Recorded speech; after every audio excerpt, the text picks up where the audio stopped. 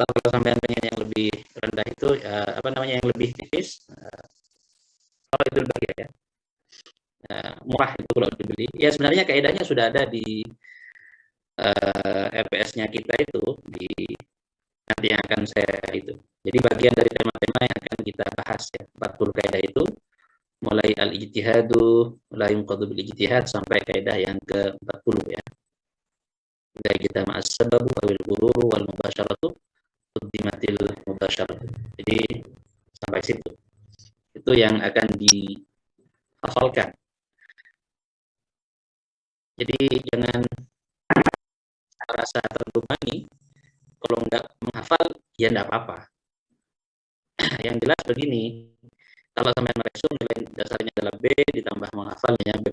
Tapi sampai sudah tahu kan pola penilaian saya, tidak mungkin sampai hanya di situ.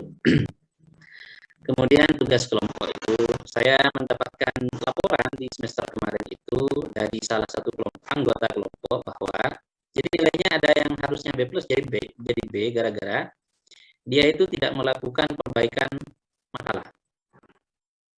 Jadi perbaikan makalahnya dia tidak ikut. Dari 3 orang itu hanya 1 orang, 2-nya diajak untuk melakukan perbaikan, tidak mengerjakan, kira-kira gitu.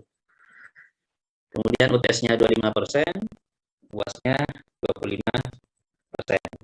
Nah, itu 5 poin yang akan dijadikan sebagai basis penilaian nanti ya. Tentu ada beberapa nilai yang sifatnya itu syafaat ya. Nilai syafaat itu kadang-kadang sifatnya adalah perbantuan terhadap kelas ya. Jadi melakukan koordinat kelas itu juga bagian dari nilai syafaat ya. Itu biasanya di ketua dan sekretaris. Itu yang bagian ini untuk yang senior-senior. Kalau yang 2020 saya kira sudah paham semua poinnya. Nah, yang tidak meluluskan sampai apa? Ada 5 faktor ini. Pertama, akumulasi tidak masuk ya itu tadi. Karena ketentuan kehadiran kita itu maksimal sampai tidak masuk itu 3 kali. Kalau sampai telat di dalam mengikuti perkuliahan, kita 8.10 sampai 8.25. Kalau sampai absen di 8.25 sampai 8.40, berarti sampai itu akan apa? Dianggap telat setengah kali absen. 2 kali telat berarti 1 kali absen. Kalau 8 kali telat ya nggak lulus sampai. Sehingga apapun kondisinya, sampai itu harus mengkomunikasikan agar tidak dicatat sebagai telat atau tidak masuk. Mungkin sampai ada kemarin itu bahkan ada yang SMS dari Papua itu temannya sampean itu karena nggak ada ini. Saya juga jarang buka SMS kadang-kadang. Tapi ya pokoknya ada konfirmasi saya anggap itu masuk, cuma ada kendala. Ya. Sampean boleh kuliah di mana saja asalkan itu mendukung istilahnya. Misalkan ngantar ayahnya ke mana, misalkan ke sawah, misalkan tidak apa-apa belajar di sawah, tetapi tetap mengikuti perkuliahan. Sampai misalkan ngantar ibunya ke pasar, misalkan tidak apa-apa di pasar, tapi tetap harus ikut perkuliahan. Nah, batasnya itu kan sudah tahu ya 15 menit online kalau menggunakan WA, nanti kita sepakati atau menggunakan Zoom. Kalau menggunakan Zoom ya tinggal dilihat saja saya ini siapa saja yang hadir di Zoom. Yang tidak hadir ya berarti nggak ikut. Nah, sehingga fitur read-nya itu dibuka kalau menggunakan WA nanti. Kalau menggunakan Zoom, ya sudah saya lihat siapa yang nggak masuk, ya saya catat nggak masuk. Kalau ada apapun, hubungi saya. Ya, izin ketidakhadiran menghubungi dosen Pak Ampu tadi. Kemudian yang kedua, yang membuat sampai tidak lulus, itu tidak mengerjakan makalah. Ada yang mengerjakan makalah tapi tidak presentasi, atau sebaliknya presentasi tapi tidak membuat makalah dan tidak mengumpulkan revisi makalah. Kemudian yang ketiga mencontek satu UTS atau UAS. Nah, Mas Afan, tadi ketuanya Mas Afan ya? Latifah, siapa tadi ketuanya? Ya. Mas Afan ya? Mas Afan. Nah, Mas Afan sama Mbak Latifah, pada dasarnya ujian kita itu menggunakan ujian tulis nanti, baik UTS ataupun UAS. Tetapi opsionalnya adalah ujian lisan. Dan itu lebih cepat sebenarnya. Karena kalau sekali ujian itu kan 10 orang, kira-kira 10 menit. Per orang 2 menit, kira-kira gitu. Jadi misalkan dalam sekelas itu 90%-nya menggunakan tulis. Ada 10 orang yang karena kondisi-kondisi tertentu itu ingin ujian lisan, sehingga diperbolehkan. Ya. Nanti opsional saja. Ini karena sebenarnya kan terkait dengan kalau di jam, karena kalau ujian tulis itu terbatas waktunya. Di jam sekian, di hari sekian, tanggal sekian. Ya. Mungkin ada kendala sehingga nantinya dia harus ujian lisan, itu opsional nanti. Kemudian yang keempat, tidak memiliki etika akademik yang baik. Nah ini saya temukan ternyata di anak-anak IAT itu. Misalkan ketika diskusi, misalkan, itu kata-katanya tidak bagus. Cara menanggapinya ketidaksepakatan itu tidak bagus. Saya itu berulang kali katakan di kelas-kelas sebelumnya, yang tadi, sebelum ini dan seterusnya, bahwa ini kita itu belajar fikih, kaidah fikih, sebelumnya usul fikih, ini kaidah fikih, dan ciri khas dari fikih itu salah satunya adalah fihi akwal. Tidak pernah ada satu kata sepakat biasanya. Itu pasti beragam, fihi akwal. Ada beragam pendapat dengan berbagai argumentasinya, sehingga kalau sampean itu satu ketika tidak sepakat dengan argumentasinya temannya, itu tidak harus tidak harus dicaci maki dan seterusnya. Karena di kaidah ke-35 nantinya, dari 40 kaidah yang sampean hafalkan itu, la yunkarul mukhtalafu fihi wa innama yunkarul mujma'u alaihi. Hal-hal yang memang sudah sejak awal diperselisihkan, ya tidak perlu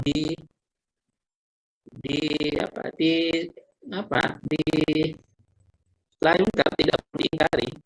Wa innama yunkarul mujma'u alaihi, kecuali memang hal-hal yang sifatnya prinsipil ya. Nah itu baru kemudian silahkan ini. Tapi selama itu memang sejak awal diperselisihkan, dan apalagi memang kaidah-kaidah fikih itu ada kaidah-kaidah yang disepakati, memang ada lebih banyak kaidah yang tidak disepakati. Begitu modelnya itu, terutama di dua sisi, yang Syafi'iyah dan Hanafiyah itu terutama ya. Nah, nanti kita bahas, ini kurang 1 menit ini. Nanti masuk lagi kalau berhenti. Tapi biasanya kalau di kelas sebelumnya itu otomatis nambah itu. Saya nggak tahu gimana caranya, Mbak Latifah. Ini yang poin etika akademik yang baik itu tadi. Kemudian ini ya, nanti saya share saja untuk yang senior atas itu. Kalau yang bawah saya kira sudah paham ya ininya ya. Untuk yang ini, ketentuan penulisan makalahnya. Ya, Mbak Latifah, ada yang baru nggak di kelas ini? Atau semuanya pernah ikut mata kuliah usul fikih sebelumnya? Ada beberapa yang sepertinya kakak tingkat, Ustaz. Nggak ada, masa ada kakak tingkatnya? Kelas A. Oh iya, Mulia Azhari sama Dilan Ramadan ya. Gesan. Sudah pernah ikut kelas saya atau enggak? Belum pernah, baru ini. Belum pernah. Nah, berarti saya harus memberikan ini ya. Saya share ini Mbak Latifah. Mau share ini.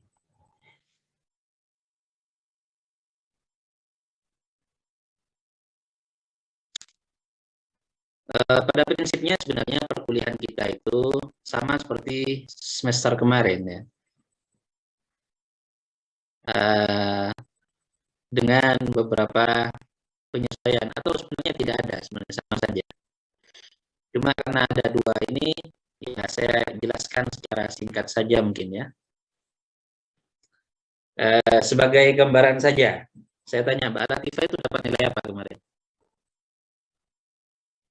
Dapat nilai A. Okay. Dapat nilai A. Mbak Mas Afan? Fajri dapat nilai apa?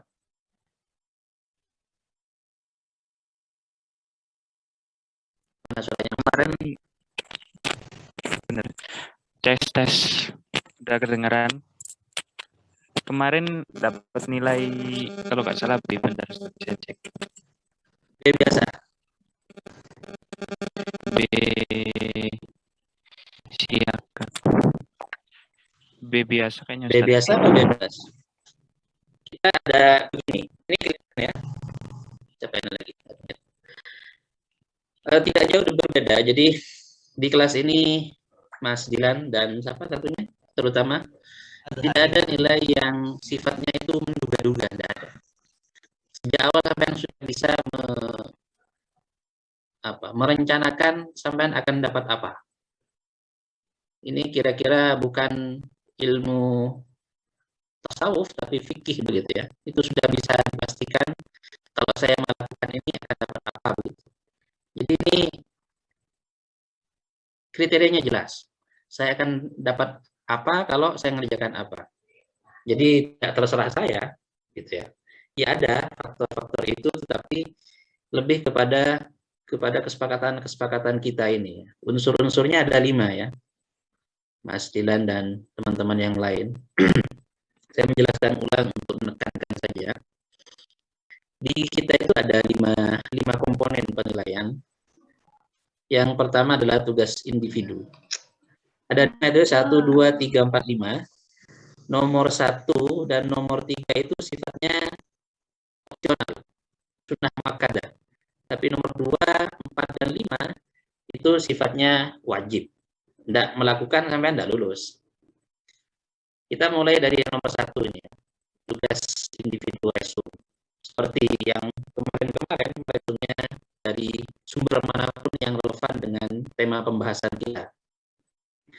Tujuannya adalah pertama untuk memastikan bahwa teman-teman yang hadir di dalam perkuliahan itu setidaknya paham tema apa yang akan dibahas. Kalau sudah paham mungkin bisa mempertanyakan beberapa hal. Ya. Sehingga resuman itu tidak harus selalu bentuknya catatan-catatan poin-poin. Tapi bisa juga dalam bentuk seluruh 4 halaman itu dalam bentuk pertanyaan. Atau dalam bentuk ini bagan. Jadi semacam mapping ya, mapping pemahaman sampean terkait dengan tema yang dibahas. 4 halaman full, tidak boleh kurang 1 baris pun. Ya. Bagaimana kalau misalkan dari 13 tema itu kemudian sampean hanya maksum 10, berarti ya nilainya itu dibagi 10 kemudian dimasukkan ke dalam persentase itu. Kira-kira begitu anunya. Kalau sampean meresum, itu nilai dasarnya adalah B. Mau jelek UTS-nya, UAS-nya, pokoknya nilai dasarnya B. Selama sampean tidak melakukan 4 hal ini. Nanti kita bahas sebentar lagi. Kemudian yang kedua, tugas kelompok. Ada 13 tema, Mbak Latifah. Oh ya, ini ketuanya siapa? Otomatis Mbak Latifah? Atau siapa? Mbak Latifah ketuanya? Bisa. Mbak Latifah ketuanya ya. Terus sekretarisnya siapa terus? Dipilih saja. Kemarin sekretarisnya saya, Ustaz. Jadi ketuanya ada lagi. Ketuanya biasanya cowok.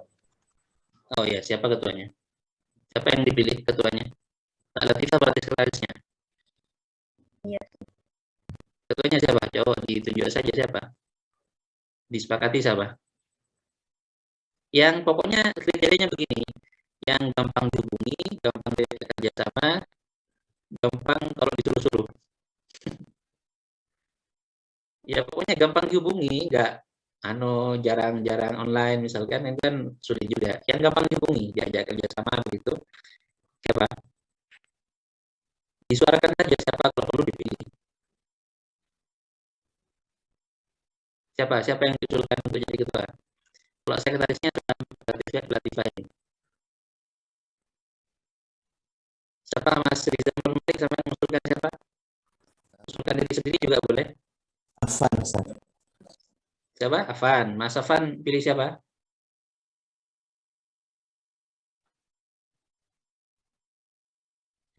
Salman Ustaz. Salman. Mas Salman Salman milih siapa? Afan Ustaz kayaknya online mulu.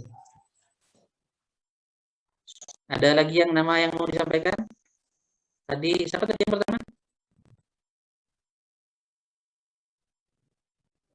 Afan ya. Terus Salman, terus siapa lagi tadi? Salman lagi siapa lagi? Nizamul Malik Ustaz. Bisa tiga nama itu. Ada lagi nggak yang mungkin ada tiga nama itu? Kalau enggak ya saya absen satu-satu biar sampean ini kalau mau mendebatkan.